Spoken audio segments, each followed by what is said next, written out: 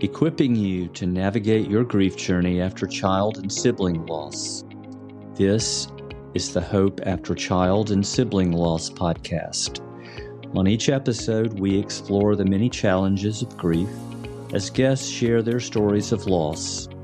It's also a place where you'll hear about God showing up in our darkest moments and restoring meaning, purpose, and hope to shattered lives. I'm Greg Bufkin, your host and one of the co-founders of the Empty Chair Endeavor. To learn more about us, please visit our website at www.emptychairendeavor.com.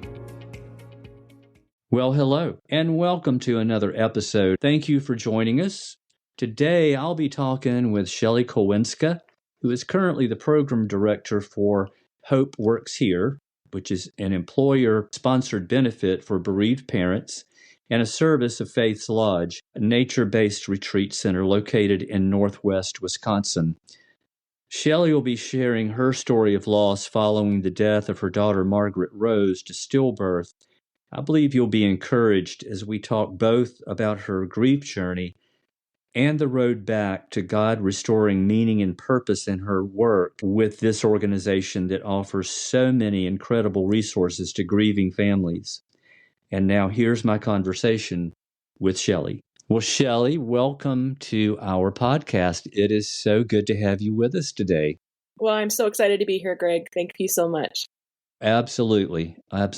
Shelly, why don't you take a couple of minutes like most of my guests do and just share with our listeners a little bit about yourself, anything you'd like to share about your family. I know you have a couple of children and just tell us what your role is in your current position with, I think you're under the umbrella of Faith's Lodge, but I believe that you actually head up the Hope Works Here. I guess that's sort of a division of Faith's Lodge?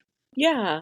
Okay, perfect. So, I would love to share a little bit about that. So, my name is Shelly. I live in Minnesota, in the north area of the country. And so we get all sorts of seasons here. And it's a beautiful day outside today. My husband's a Christian music teacher at a Christian school here, teaches band, choir, and handbells, 5th grade through 12th grade. So he gets to start them and go all the way through with them. And that's always an exciting adventure for him. I'll bet.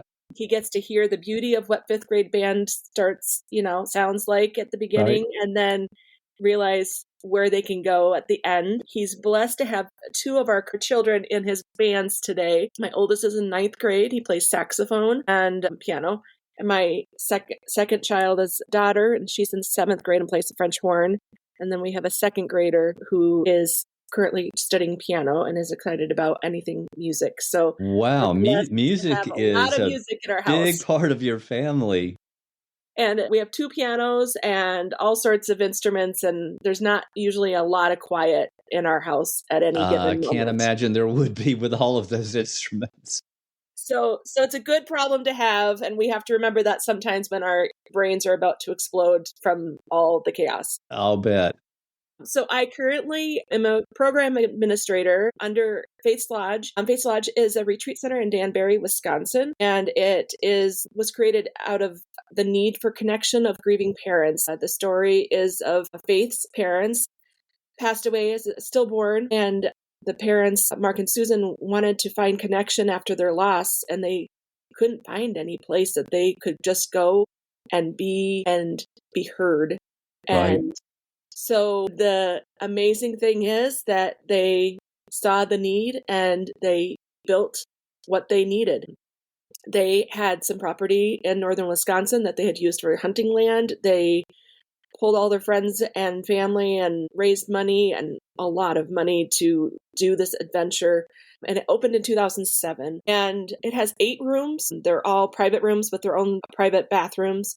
And the weekend retreats go from Thursday to Sunday, and they are meant to connect families of loss. And so the weekends are actually designed to connect families in stillbirth or suicide or medically complex infant toddler loss. There's bereaved mothers, there's family retreats. And so it's really when you can be together with others that can understand the story and your journey. There's Yeah. group counseling available, one-on-one counseling, massage, yoga, nature. There's memorial opportunities, so they're allowed to. We do birdhouses every weekend. We have wood shop in the city there that donates the birdhouses, and every weekend, every family does two different birdhouses. One is for their own selves to take home with them, and Right. they paint and decorate it in honor of their child. And then the group that's there actually works on a birdhouse together, and each family kind of takes a side with their child in mind. And then those birdhouses stay on the property. So as you walk the grounds of Faith's Lodge, you'll pass hundreds of birdhouses, and you'll see names surrounding the sides of the birdhouses, and you'll remember those children that have been Oh, left wow. too soon. What an amazing ministry. And I want to circle back to that after we talk about some of your story. And I also want you to talk a little bit about what your specific role is, because I love what you guys are doing with Hope Works Here. And a lot of this is going to change in about a week because you guys are doing some merging and you're changing the name of a couple of things. So I want us to come back to that. I don't want it to just be a brush over, because I think what you're doing is really important work. But I would also like for us to talk about your story, because a few years ago, you guys experienced loss through miscarriage of your sweet daughter, Margaret Rose. And you were at 37 weeks, right? Yeah. So it will be 10 years coming up in October. And we had actually the pregnancy before we lost Margaret, we had a miscarriage at 12 weeks. So when and kind of unexplained, no, situation that could be medically understood at that time. So with Margaret, we actually were a little bit on the higher risk. I was over 35, which they call a geriatric pregnancy, which we all hate that term, but Yeah. that's what they label it. So I actually was with high risk doctors, and I did non-stress tests and extra ultrasounds. I was obviously a little nervous, kind of hitting every of those milestones. You hit 12 weeks and you're like, oh, okay. And then you hit 20 weeks and everybody kind of gives you the, yep, everything's good. Now, from now on, smooth sailing. I started doing weekly stress tests around, 33 weeks or so. And every appointment, everything was perfect. And you kind of let your guard down because the doctors keep saying everything is perfect. And obviously I was a mom of two other children at the time. I had a 5-year-old and a 3-year-old. So very busy stage of life and lots of things going on. So when you're pregnant in that situation, you're just not constantly thinking of being pregnant. You're just constantly trying to just be a parent. And Yeah, sounds like you probably had lots of fires to put out. a few things going on in our with a world. 5-year-old and a 2-year-old. Yeah, I don't think you sat around very much Not a having lot of time to think sitting, about it. no. So one Saturday night, my husband and I went to actually a music concert at our church. I had to help with feeding some of the youth department. I was helping with the dinner, and then we sat down to listen to the concert, and it's actually on the story of Abraham. Yeah. So during the concert, Margaret was bouncing around in my belly, and I remember even joking, she must really love this music. She's just being very active. Never crossed my mind of anything else other than it had been a busy day, and now I'm sitting finally, and she's enjoying the music. That night we went to bed, exhausted. Next day, Sunday morning, went to church. And partway through church, I realized I hadn't felt her in a while. And I thought, I think she got tuckered out last night from all the excitement. Sure. Got home from church and then started getting a little worried and laid on the couch, drank some orange juice or some kind of juice. I don't remember. I don't like orange juice, but it was some kind of juice. Just not even wanting to welcome the thought, but starting to get nervous. Yeah. And I hadn't even told my husband at this point that I was even worried. Church is a busy morning, dealing with lunch and kids and naps. Finally, I just said, we need to go to the hospital. Obviously, that was a shock to him. He hadn't been processing up to that point what I was feeling. So then you go to the hospital and you think, I'm overreacting. Everything is fine. Of course. What can be wrong? And, the nurse comes in and does the ultrasound and, checks for the heartbeat and couldn't find the heartbeat. And they always say, she just must be in a wrong position. I'm just having a hard time finding it. So let's get an ultrasound, and brought the ultrasound. And by this point, my heart was already dropping. I came in with the ultrasound, and then the doctor came in. And the weird thing about our hospital system is, it was a Sunday afternoon, obviously, so not a normal staffing situation. Of course. But it was my original family doctor with my first daughter, Caitlin, that actually walked in. I recognized him. Oh, wow. And he was actually semi-retired at that point. But I was kind of thankful that there was at least a familiar face in the room. Sure. And he was the one to have to share with us that she was gone. And our world changed that moment. Yes, our worlds do absolutely get turned upside down and change and never go back to the same, do they?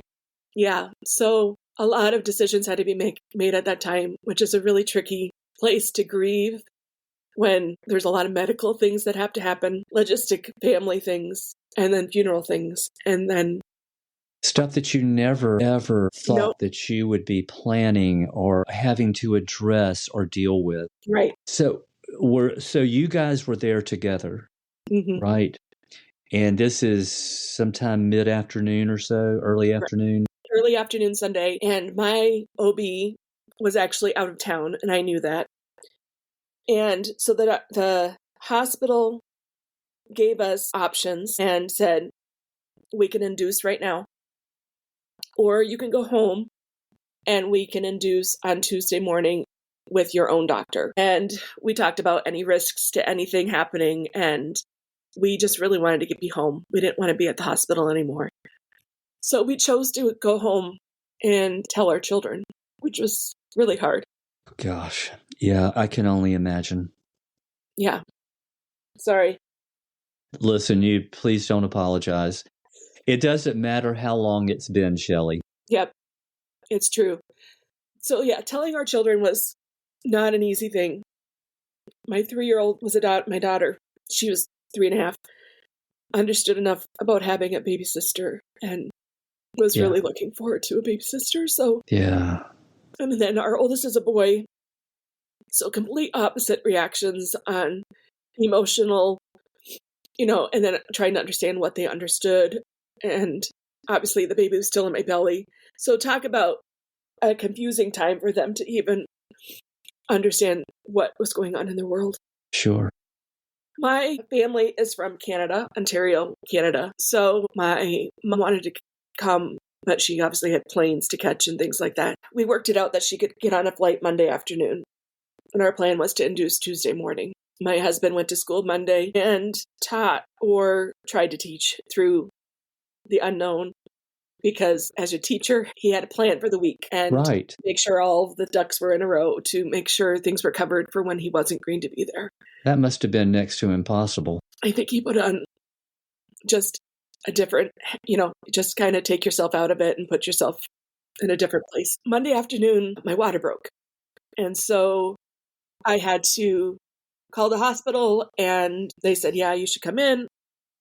So my husband had gone to the airport to pick my mom up. So I called him, and he was in traffic, and I just said, when you get here, we need to go to the hospital. My mom walked in at around 4:30, literally walked in my kitchen. I hugged her, and I walked out, and we went right to the hospital. Had you been home with the other two all day by yourself?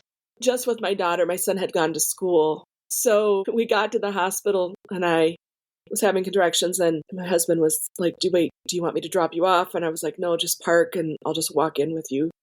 I really didn't want to be alone. And we got checked in, and she was born 45 minutes later. It was a miracle that she came quickly. And naturally, I'm so thankful we didn't have to be induced. It was actually a blessing. It was a little bit more chaotic in how fast she came. And my doctor was not there, but we had a wonderful doctor. They make all the difference, don't they? They do. And our nurses were fantastic. And we had delivered at the same hospital as my daughter. And so we knew some of the staff, and things, things change from year to year. But yeah, birthing a dead baby is just not a thing that you would ever want. So we were able to, the hospital was great in how they managed stillbirths. They were very caring. We even had nurses come in and ask to hold her and just hold her So Shelly, how much time did you guys get to spend with her? we spent about 24 hours.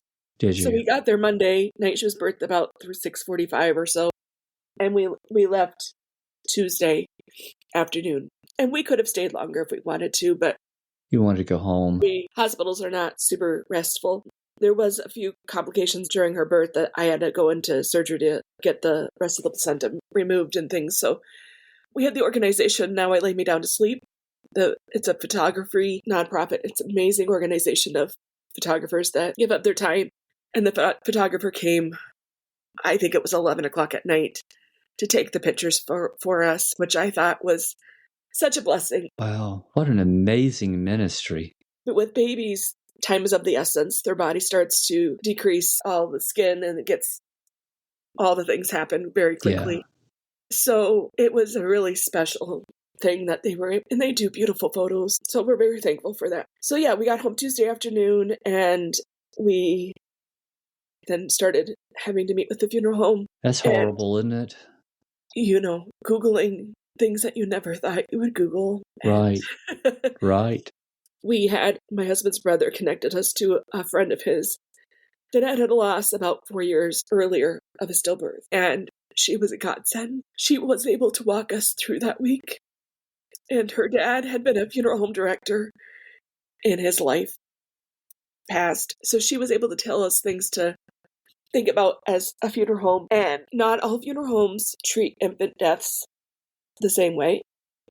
And so finding somebody who would value the life of a child was important to us. And we found that. So, because my husband's a teacher and we're part of a church, we had a lot of support. What else? That is so incredibly important. We talk about community a lot when our guests share their stories and what a difference it makes when you have that community. It's just the kindness and the wisdom of God, how he puts people in our lives at just the right time for what we're going through. And that's what you were just describing. Somebody who had experienced it and walked with you guys through that for that first week.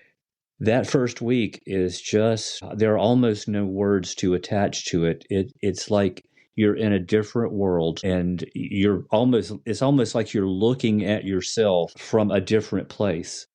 And you're in such a state of shock and disbelief that it's so good that God provides people who can help you do some things and think about things that you just otherwise wouldn't be able to. Right. And I think stillbirth is a unique path. It is. And it's my only experience with grief. But I think that week of planning is the only chance to honor a child that you never got to know in person. So you're trying to make it so that everybody can share in that life. So, okay. Because my husband's a teacher and we're part of this church, we knew the funeral was going to be larger. I'm not a very public person of wanting big show. So we decided to do a private burial and viewing and then just do a service at the church without the body there. I didn't think everybody needed to be part of that. So it was an unbelievable crowd and we had friends and family come from long distances, very well supported. And it was a beautiful time to honor her, but hard, obviously. Yes, there's nothing more descriptive to go through something like that. It's really unthinkable. It is. And picking out her plot and the tombstone and all the details of things that you literally don't want to do, but you have to do. So, but we made it through. God helped us and she made us better. Let's talk a little bit about that, because when you talk with most grieving parents, they will tell you that after the death of their child, they lived two different lives, the life before and the life after.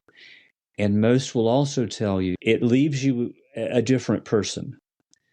I don't think you can experience that level of pain and trauma and come through that and be the same person. What do you think? Well, for sure. I think there's a line in the sand of before October 19th. I look at our pictures before that and I think look, they're so happy and they don't know. Yeah.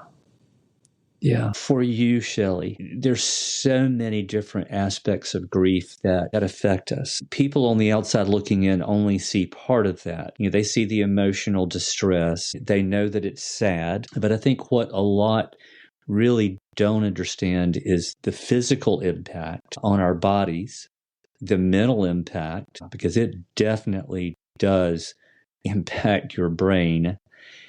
And the spiritual impact and the emotional impact, I would say, kind of goes without saying. For you, were there any of those aspects of grief that affected you more and were more long lasting than others? The interesting part of our story is I'm very control kind of person, being in control and kind of moving the things the way I want to do it. And obviously, losing a child realizes that you're not in control.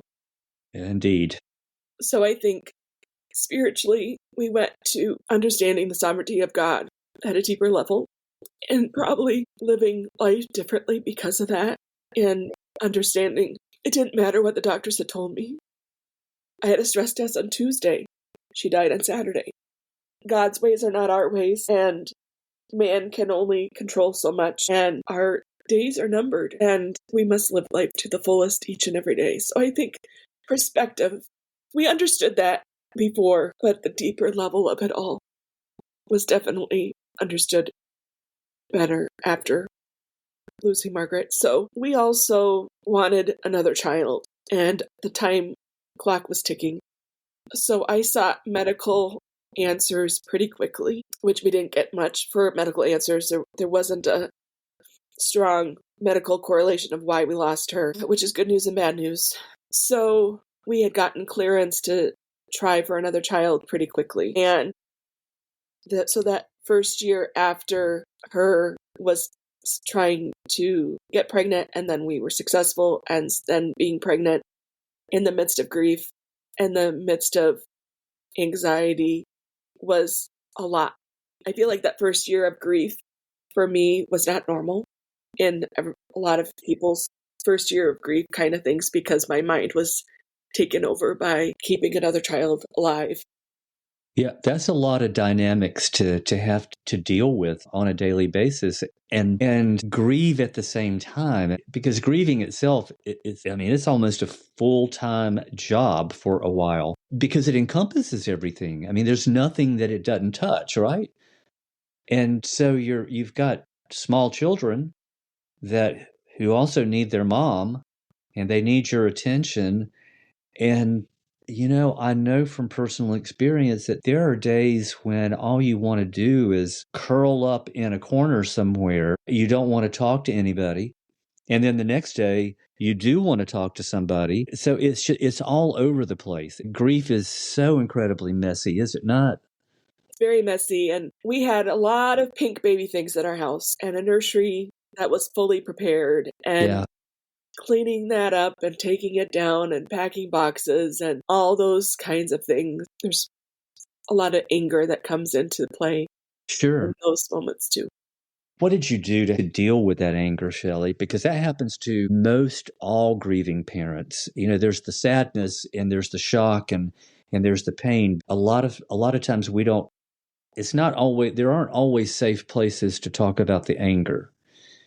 Can you just sort of touch on that? Yeah, I think finding connection. The girl I talked about that walked us that first week, Right. she had developed, we call it the club, and obviously it's the club of parents that don't want to be in, Exactly. of other grieving moms. Most of them were infant losses, stillbirth to infant young children. And they had some get-togethers and times, sometimes it's meeting in somebody's basement, sometimes just getting together at a park. But they have a Facebook group, private group. And at the time when I joined, it was pretty new, and everybody's losses were probably within the last 5 years. And so people are at different places, and it really was a safe place to put some of those deep, dark feelings that you feel guilty about feeling, with no judgment. And I think that really helped, that you weren't alone in those feelings, and it allowed you to voice them And then Yeah. I think it allowed you to move past them. So I think the beauty of that group of women, even though some of us have never met in person, you're connected, it didn't matter. Isn't it amazing how we connect at a heart level with other grieving parents? Yeah. Like you don't in any other kind of situation in life. Yeah, it's just very unique. And it really is helpful because you do feel like you can be yourself and you can talk about the things that other people just would not understand at all. Yeah. Well, and I think it gave us perspective too, because some of them were past, 3 or 4 years ahead of us, and they were in a better place. And it kind of said, okay, they felt this way, but look at them now. Right. And we're not going to be in this place forever. We also, like you said, we had 2 kids and a busy life, so we didn't get the luxury of sitting in bed and not moving. Right. And I think that's okay. I think there's a place to grieve, and I think it's good to sit in it, but it's important to keep moving on. Yeah. We took a weekend at a grief retreat center in northern Wisconsin. It wasn't Face Lodge, but a similar place. But it was more just one-on-one. It wasn't with other couples, but it allowed us to get away and maybe talk. Men and women grieve very differently too. Yes, indeed. I think we all did better after we kind of said, we're sad. Yeah, it's real. And it's so, I don't know, it just feels so good to find community where you can talk about that at that raw level and you're not judged for it because they get it having been there themselves. Shelly, it was somewhere on that grief journey, because for you, like us, it's been 10 years. As you look back, would you say that there was some point in time where you might not have really grasped it then, but you can look back now and you can see that it was kind of a turning point where for so long for us, the focus is on death and loss. And, they're not here with us anymore and we're sad. And that encompasses most of our emotions. But eventually, it's like you said, you can't stay there. We use a phrase a lot that sort of speaks of that. It says, it's okay not to be okay. It's just not okay to stay not okay. And it doesn't mean that you're moving on. It doesn't mean that you're getting over it. It just means that we're learning how to live with it and to do life with that. So for you, was there a place where the focus became more about life again? Yeah, I think our story is unique because we did get pregnant almost immediately after Margaret. And like I said, anxiety-filled pregnancy that time. I mean, Margaret's was high risk, and with my son, I was a basket case, but he was born at 38 weeks and born on Margaret's birthday, her first birthday, October 19th. Oh gosh, I remember when you and I were talking a few weeks ago, you told me that. I mean, that's just amazing to me. It is not planned. They both had separate due dates. He was born at 6:00 at night, and she was born at 6:00 in the morning. We're at the same hospital. I have a really beautiful God story of, we had been at, obviously my anxiety and end of pregnancy was high. And my doctors were really good about taking my calls. And they just kept saying, come anytime to triage and never feel guilty. So we did. And I just needed to hear heartbeats and have reassurance. So I had been at the hospital quite a bit. The night my water broke at home, and I was kind of glad because I knew that they couldn't send me home if your water broke. So I knew that he was going to come. And we got to the hospital and walked in triage. Like I said, we had been there a lot. That day, we walked in that evening, and the nurse that had been our nurse for Margaret was the triage nurse. All the other times that we had been there, she was never on duty. But the night we walked in, she was on duty. Don't you love how God does that? She saw us and jumped up and hugged, and she said, my shift is ending, but I'm not leaving. And so she stayed with us through the birth, and I think it was really healing for her too. Yeah. So. Wow. What a divine appointment. Yeah. That it was really special. And obviously his birth was very different outcome. And he was a healthy baby boy and huge. I cannot even begin to imagine the sense of relief that you must have felt. I know you had so many fears, and your imagination just goes wild with all of that stuff. But man, I can only imagine when he was born and you knew that he was healthy and you did well. Man, that must have just been an Yeah, amazing moment. it was. And so I feel like he was part of our healing journey. So I feel like I love that. he wasn't a replacement. Right, right, I'm right. very thankful that he was a boy. Yeah. I would never want somebody to think that he was a replacement. So, but he was a healing bond to our souls and Mm. completing our families. So, okay. So his birthday is complicated.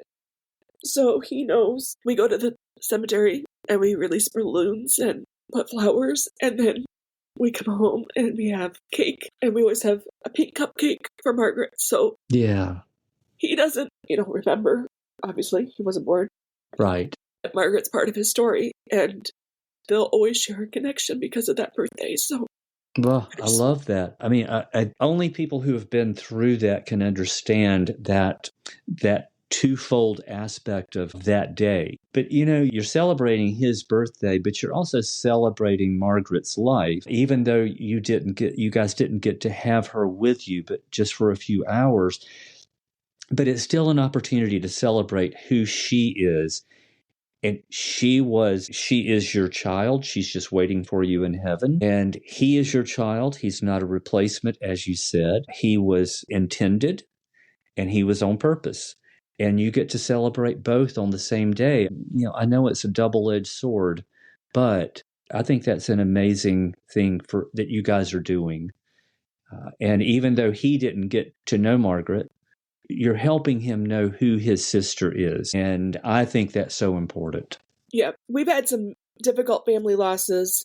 Obviously, Margaret, my husband's brother, passed away suddenly 5 years ago, and we lost a nephew last year.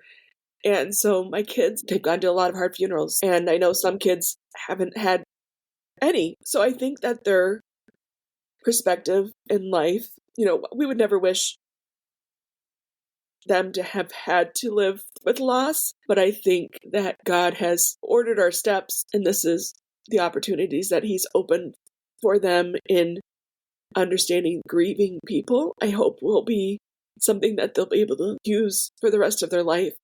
I think they will. I think that's really important, that how you guys are handling that, because I think as a result of that, I think it's kind of like what it does to us as adults. I think when you experience that and walk through that grief journey and the healing journey that kind of parallel each other, I think we come out more compassionate and kinder and more empathetic. Yes, I agree. I remember one of our dear friends at church was really devastated by Margaret's passing. And I remember her telling me she was in her early 60s and she had never been to a funeral that had been so impactful for her. Both of her parents were still living, both of her in-laws were still living, and all of her children were living, and none of her children had had miscarriages. She had never had to go to a funeral Wow. she was connected at that level. At that, yeah. And I thought, wow, I can't even imagine being in your early 60s and not having had gone through Yeah, really really. any grief. Not that she's had an easy life, and grief can show up in Yeah, yeah, different yeah. ways. No, but I know what you mean. So I just thought that was interesting. And my poor kids, my daughter's not even 12, and she's had to go to 3 impactful funerals that have changed her life. So there's a reason for that. I don't There is, yeah. know that I understand it, but I know And God will use it for good.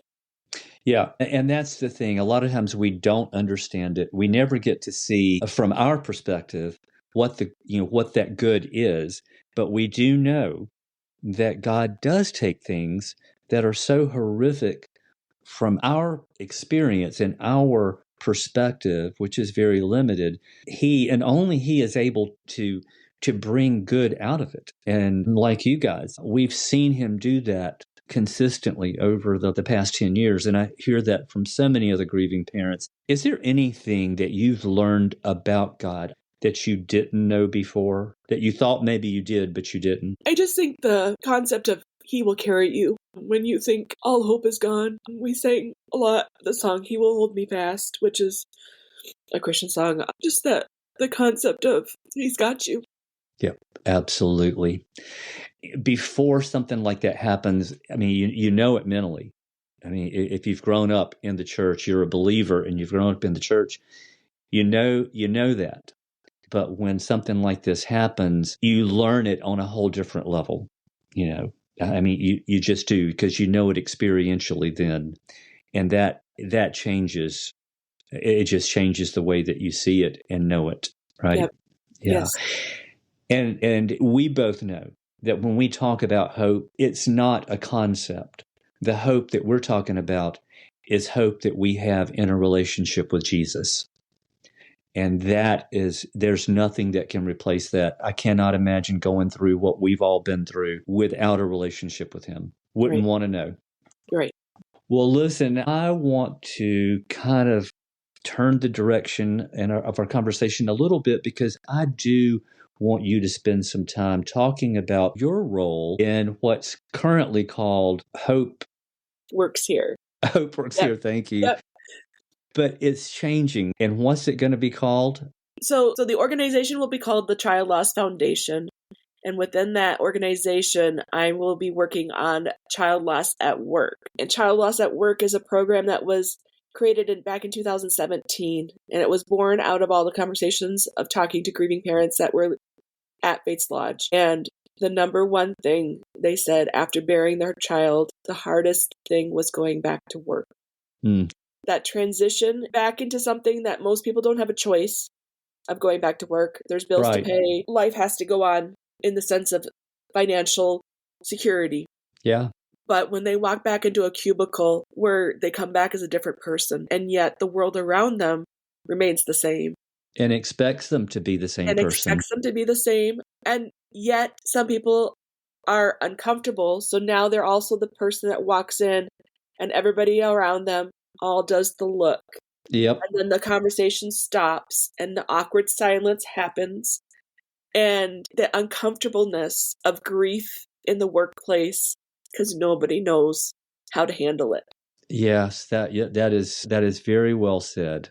It's tricky on coworkers, tricky on management, tricky with HR, all the things. It's uncomfortable. So this program was designed to help both the grieving employee and their employer, because it really needs to be both sides to make it more successful. We try to say we want to soften the landing, that it's never going to be perfect. It's never going to be without pain, but we can help. We can try to do better, and we try to give them tools. So the program has 4 different facets, and it's an employer-sponsored benefit. So we go into organizations and offer this as a benefit to their HR management. Right. We're typically talking to HR or wellness community people. We're usually in that realm of benefits. The beauty of our program is it's free to offer. We do not charge for offering the service. We want everybody to have access to the benefit. The only time that the company will pay is actually when they have a grieving employee. Why would anybody refuse this? Exactly. It makes it, and obviously there's companies out there that have committed to us because this is the culture that they want to build in their companies. It's really being caring for their humans. Yeah. That they are employing. So as being part of the program, we offer ourselves as grief experts. We as an organization, all we do all day is to work with grieving people. Right. And grieving parents, which is a whole segment of grieving people. Yes. That is, we say it's an unimaginable loss, that it's a different kind of loss. And it is. It can be a parent of a stillborn or a parent of a 30-year-old. You're still a parent. Absolutely. You're still dealing with a lot of different kinds of grief that are unique to that kind of grief. Yes. So we offer us as the grief experts, and that might be finding resources both for the employer team or for the grieving employee. Sometimes teams are devastated by the loss of a coworker's child. If you have a really tight organization where you have long-term employees that have worked 20 plus years and you have watched their children grow up and all of a sudden there's a loss, sometimes that team actually needs some help Of course. because it's just as their own grief to deal with. And then we offer a mental health professional that we have vetted. So we have a team of mental health professionals that understand what we do. They understand what our expectations are. And we have a list of deliverables that we want them to work with the employee. And they also meet with the team before the employee comes back. So before the employee returns to work, they meet with this coach. We call it a coach because they're really working through a plan of, okay, this is your story, and how can we help make this transition into work better? And some of that conversation will be, what do you want your team to know? And what don't you want them to know? What parts do you want to share? It could be as simple as, when you walk in the room, do you want people to jump up and give you hugs? Or would you rather you enter the room and they just let you be? Because there are some people that hate hugs. And Yeah. it could really change their story if everybody wants to come up and hug them. Just simple things like that. Then the coach goes and actually meets with that team before the employee returns. And they're going to sit down in a room or on Zoom, and they're going to have a talk with that team. It could be basic grief 101. Here are things you should say. Here are things you shouldn't say. Giving them tools to be successful in helping that employee transition back to work. It will also be sharing a little bit about what that employee wants them to know so that the coach can be the one to share instead of the employee having to share their story 100 times. Yeah. And it could be, hey, they want to hear their child's name and they want you to ask them to share a bit about their story. Or it could be, you know what, when they're at work, they really want to just be at work and they don't want to mix. So send them a card and share in that way, but don't bring it up during their work time. It could look different. Everyone is so unique, and so it's never a one size fits all. Then the coach also meets with the grieving employee, a little bit after they return to work. So they get 3 sessions in total. So one before, one with the team, and then a few weeks, a few months, depending on the employee, to say, how are things going? What else do you need? What are things that you're struggling with? And how can we help you to be more successful? That's a really neat part of our program. The other piece of it is that we offer a retreat at Faith's Lodge in Wisconsin so that the employer is gifting that employee a stay. So they can tell the employee, you know what? We don't understand, but we know somewhere that you can go, that there are people that do. And we want to give you this. It's way better than flowers. It's a way to tangibly give them something that will help them in their grief journey. So that's a really special part of the program. This is one of the most unique ministries that I have read about and heard you explain just now. One of the things that you guys are doing that I think is so critical, that is so lacking in our culture, is the aspect that you just described, which you're directly involved in, and that's helping employers to be able to come alongside and offer resources and just let employees know that while they may not understand what they're going through, they know that it's changed their life and that things are not going to be the same. They're not the same person coming back to work, but we value you and we want to work with you to try to make that transition as good as it can possibly be. We want to honor your child in any way that you want us to, both with the team you're working with and just how you do your work and interact with other people. I think this is an invaluable organization, Shelly. And if somebody's listening today and they're in a position, maybe they're an HR manager, maybe they know somebody who is, what's the best way for them to get more information about this? Yeah. So childlossatwork.com is our website. So like we said, we were called HopeWorks here, and we're transitioning to the Child Loss at Work name. Both places will send you to the same place. So okay, good. Either way, we'll be fine. You can reach out to us directly through that website, and it will come right to my desk. I would love to talk to anybody that's interested. Typically, what we would do in talking with HR is we have a presentation that we would show them statistics. Some of our statistics are crazy to think about. 1 in every 1,000 employed person will lose a child. And so if your company has 50,000 people, you can do the math of how many have grieving employees.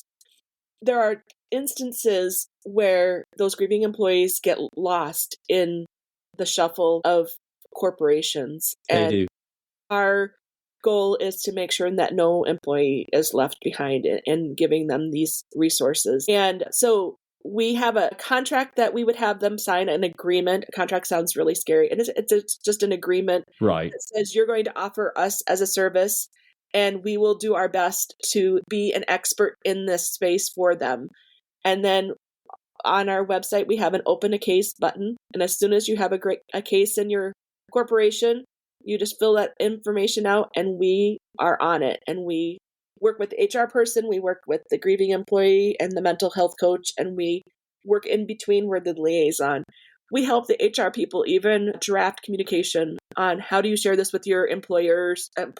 We talk about their bereavement policy. Every policy is a little bit different. We talk about how short-term disability could be part of it, medical leave, all the different things. HR has a lot of areas that they're in charge of, and grief is not typically their top priority. And it's not. We can't expect them all to be experts in that space. And so that's why we're here, and we're here to help you find the answers that you need quickly. Personally, and I think I speak for hundreds, if not thousands, of other grieving parents, this is such an amazing resource. And I hope that people who are listening today that have the ability to make a connection with your company, your organization for their company, I hope that they'll reach out and try to get connected with you guys. What kind of reception have you guys been getting, Shelly? It's been a slow growth. We have about 30 companies enrolled right now. Okay. And some companies use us a lot more than others, and it's not about size of company. We typically find the most supportive companies are the companies between like 50 to 1,500 people. They tend to care. Culture of care is a little bit different in those organizations. The bigger the company, the more red tape there typically is. But we have companies from 10 people all the way to 50,000 employees. So there's no limit to which companies we have. This program was created in 2017. We all know what happened in 2020. And as a nonprofit, there was a lot of just survival mode kicked in for a couple of years. We started to really push it about a year and a half ago, and then that's when the rebrand started to be talked about. And so now we're super excited about being part of this Child Loss Foundation umbrella and being part of Child Loss at Work. And now the sky's the limit on how we can grow this program. So we see this 2025 as the biggest year of growth. And it's so much more than helping just the grieving employee. It's grief education and making grief not uncomfortable. If you ask anybody on the street if they can think of somebody that they know that has lost a child, I would say 95 out of 100 will say they know somebody. Sure. This is not so unique, but people don't want to talk about it. No, they don't. And it's hard for the parents because we don't come with, this as well as I do, we don't come with an instruction booklet when we have children. So we don't know what to do. Where, as you said, losing a child is it's an unnatural thing to have to experience because we expect to outlive our children. Yes. And it's awkward for people who are on the outside trying to relate to us. So what you're doing is pulling everybody together for a common purpose of helping that grieving parent and helping the team that they work with and the individuals they work with. And I love that you guys are offering this free of charge. I can't imagine why any employer, why any HR director would not want to have this as a part of what they offer to their employees. Well, So and I especially encourage you to do that if you're listening and you're not doing it. Yes, thank you. The statistics say 50% of unsupported grieving people will leave their job within a year of their grief. So we can't we'll never be able to guarantee that offering our program will guarantee that that employee Of stays. course. But I can promise you that we have talked to several people that have gone through this program that are more than loyal to their organization, that because of the support that they received. And yes, a lot of them feel that their story is tied to their company because of that support that they received. Of course. So there are benefits to everybody. If you want an employee who has suffered the absolute worst, if you want them to become healthy and whole again and continue in their role as an asset to your company, why wouldn't you take advantage of this? It's just a unique thing. I'm so encouraged because 10 years ago, when this happened to us, I was very blessed to be part of a company that did everything they could to come alongside Kathy and me and give me the time that I needed for us to grieve together and just go through all of those legal things that you have to do that you never think about, and planning funerals and all that stuff. And then when all that's over, then real life starts again, and you got to figure out how to navigate through that. And it's not an easy thing to do. So thank you guys so very much for all that you're doing. Thank you on a personal level, Shelly, for your honest, raw, transparent emotions that you shared with us today. 10 years later, people don't understand that it doesn't matter how long it's been. It still brings back all of those emotions and those feelings all over again when we start talking about it. It's true. I didn't expect it all to come up as much as it did today. Sorry about that. Please don't apologize. I think that's one of those things about grief that we have zero control over. There's anything can trigger it. So, man, I'm just so appreciative and so honored that you would come and share your story about your sweet daughter, Margaret, and share with us, give us some glimpses into your family today and this great organization that you're working for. And for our listeners, I know you may not have been able to have written down the link that Shelly shared, so I will have that in Shelly's episode description. So if you would like to contact her, you will have the ability to simply click on it and you can get all the information you need. I would love to talk to anybody that's interested in coming to Fates Lodge. It's definitely a unique place, and it doesn't matter how long ago your grief was. It's a safe place to share with people's stories at any time. You're a great representative for this company, Shelly. Thank you. Thank you. Again, Shelly, thank you so very much. Thank you, Greg.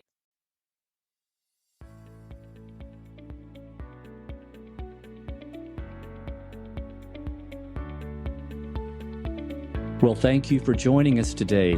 If you would like to offer your thoughts on today's episode, simply click the link under the episode summary. And if you're interested in sharing your story on a future episode, email us using the provided link. Join us again in 2 weeks to hear another story of how God meets us in our pain, creates something beautiful from the broken pieces, and restores meaning, purpose, and hope.